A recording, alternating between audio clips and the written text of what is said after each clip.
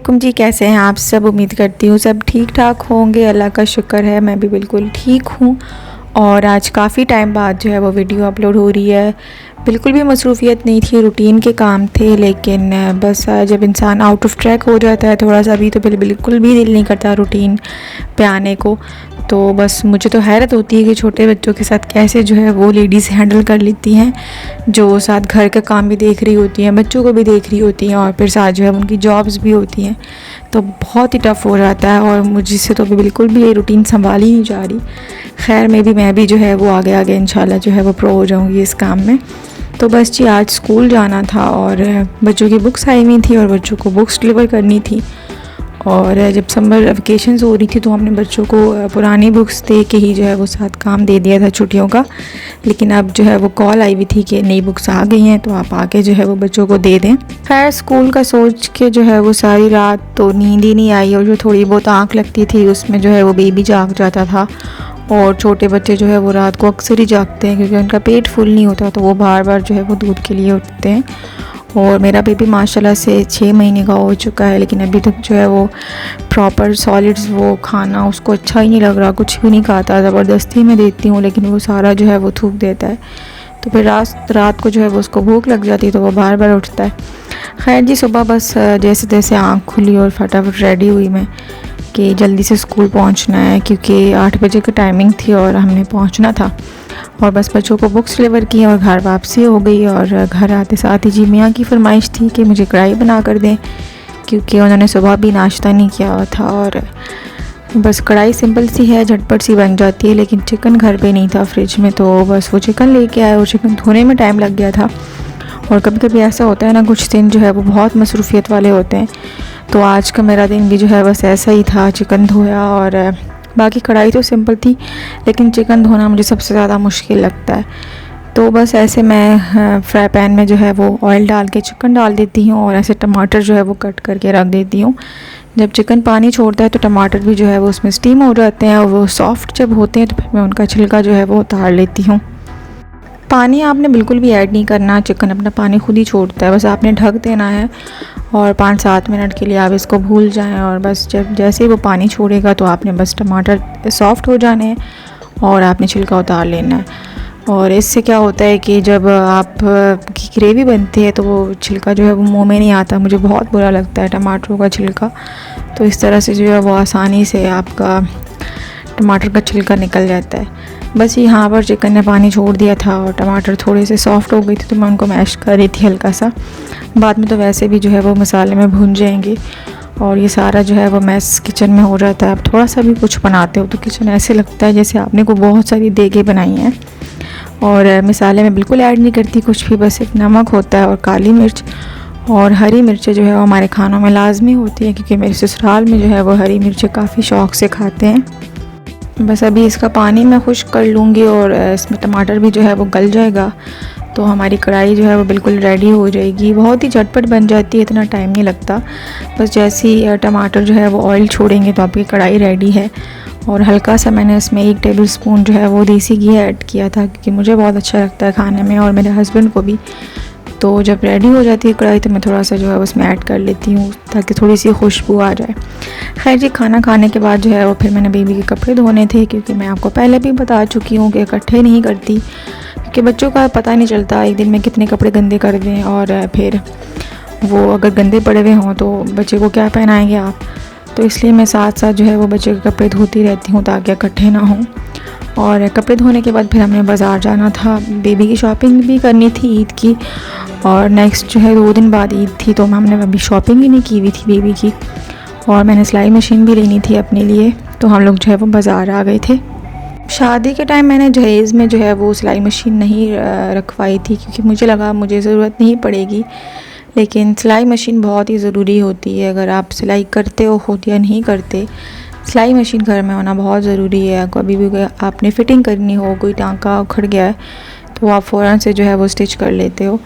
तो बस अभी मुझे अपने लॉन के कपड़े सिलाई करने थे क्योंकि लॉन के सिंपल सिलाई होती है और मुझे थोड़ी बहुत सिलाई आती है, तो इसलिए मैं प्रेफर ये करती हूँ कि ख़ुद ही घर में कर लूँ। टाइम नहीं मिलता, लेकिन आजकल सिलाई भी जो है वो काफ़ी ज़्यादा महंगी हो गई है, तो कोशिश यही होती है कि जिस तरफ से आपको थोड़ी सी भी बचत हो जाए आप लोग कर लो तो बस मैंने इसलिए अपनी रेंज में जो है वो सिलाई मशीन देखनी थी।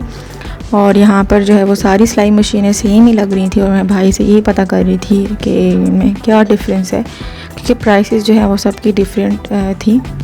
वैसे भी सारी मशीनें जो है वो मैन्युफैक्चर तो एक जगह पे ही होती हैं और उसके बाद फिर उनकी ब्रांडिंग हो जाती है, उन पर कोई ना कोई लेबल लग जाता है।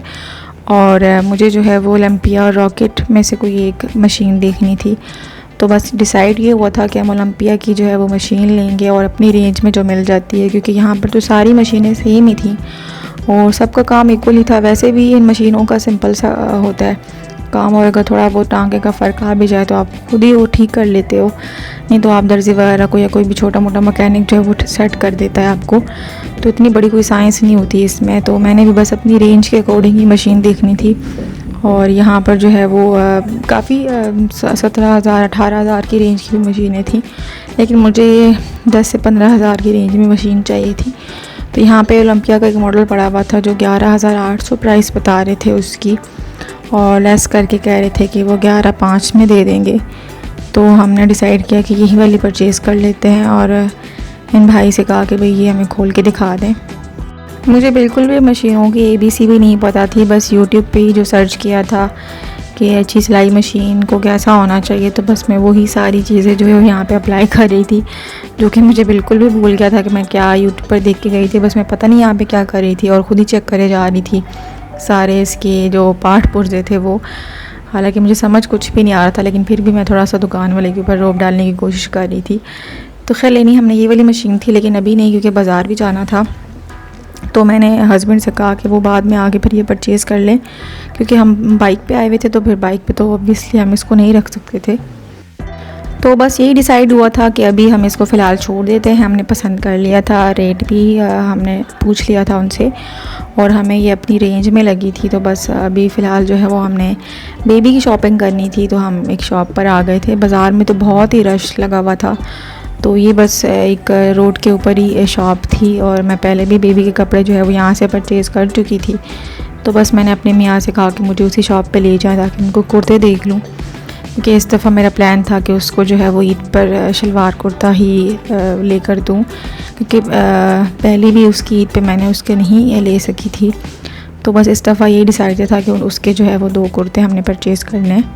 अभी जो है वो साइज़ेस जो है वो बहुत कम रह गए थे। हमें जो भी सूट पसंद आ रहा था तो उसमें वो साइज़ ही अवेलेबल नहीं था और सारे जो है वो बड़े साइज़ेस थे, लेकिन बस ढूंढने से कहते हैं खुदा भी मिल जाता है। तो शुक्र है कि बेबी की हमारी शॉपिंग जो है वो कंप्लीट हो गई थी। और हम बेबी को जो है वो शुरू से ही रैशेस का प्रॉब्लम है, उसको गर्मी बहुत लगती है, उसको थोड़ी सी भी कोई चीज़ होती है वो चुभने लगती है, थोड़ा सा रफ़ मटेरियल होता है वो उसको चुभता है, उसको फ़ौरन से जो है वो रैश हो जाता है। तो बस साथ साथ ये भी माइंड में रखना पड़ता है कि कपड़ा ऐसा परचेज़ करें कि वो उसको उसकी स्किन को जो है वो सूट करे। तो यहाँ पर चिकन के भी ये वाइट कुर्ते थे और मुझे चिकन के कुर्ते बहुत अच्छे लगते हैं बच्चों के साथ, लेकिन थोड़े से खुरदरे टाइप होते हैं, थोड़ा सा चुभने वाले होते हैं। तो बस मैंने फिर ये परचेज़ नहीं किया और कॉटन का एक और एक सॉफ्ट सा कपड़ा था, मुझे उसके कपड़ों की समझ नहीं है इतनी, तो बस हमने वही जो है वो उसके 2 कुर्ते परचेज़ कर लिए थे। चिकन का जो है वो फिर हमने रहने दिया और काफ़ी कुर्ते जो है वो कॉलर और बैन के साथ थे और वो भी हमने परचेज़ नहीं करने थे, क्योंकि बेबीज़ को जो है वो कॉलर और बैन जो है वो तंग करता है और गर्मी भी बहुत है। तो हम इसलिए जो है वो कॉलर और कुर्ता की तरफ नहीं गए कि बस सिंपल सा जो है वो उसका कुर्ता मिल जाए हमें। बस यहाँ पे जी वाइट वाले कुर्ते के ऊपर बहस चल रही थी, क्योंकि मुझे वो साइज़ में छोटा लग रहा था और मेरे मियाँ और वो शॉप वाले भाई कह रहे थे कि नहीं ये साइज़ ठीक है, और मैंने कहा नहीं मुझे इससे बड़ा साइज़ चाहिए, क्योंकि मैं पहले भी काफ़ी जो है वो धोखे खा चुकी हूँ और जितनी मैंने अभी तक बेबी की शॉपिंग की है ऑनलाइन की है तो वो सारे सूट जो है वो ज़ाया गए उसके, क्योंकि वो बिल्कुल उसे पूरे नहीं थे और जो भी साइजिंग होती है वो बहुत ही मैं क्या कहूँ बकवास ही होती है, क्योंकि बच्चे को वो पूरा ही नहीं आता।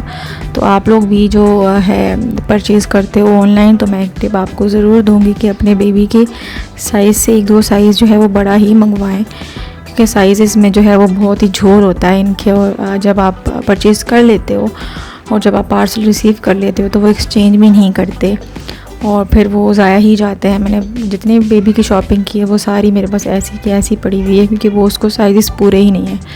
खैर जी बेबी की शॉपिंग करने के बाद फिर हम स्टाइलो आ गए थे क्योंकि मैंने अपने लिए जूता परचेज़ करना था। खैर मैंने परचेज़ तो नहीं करना था, लेकिन मियाँ कहते हैं कि चलो तुम भी जूता देख लो, तो मैंने कहा ठीक है, नेकी और पूछ पूछ। मुझे सिंपल सा जो है वो ईद के अकॉर्डिंग जूता परचेज़ करना था। हील्स तो लेनी नहीं थी क्योंकि शादी की जो है वो हील्स पे अभी तक ऐसे ही पड़ी हुई हैं, और हम लोग जो है वो इतने सारे जूते परचेज़ कर लेते हैं और वो ऐसे ही पड़े रह जाते हैं। और सोचने की बात है, ये सारी चीज़ें जो है वो इसराफ़ में आती हैं। मेरे ख्याल से 2-3 पेयर जो है वो काफ़ी होते हैं, और हम लोगों का क्या होता है कि बस अलमारी में पड़े रह जाते हैं जूते।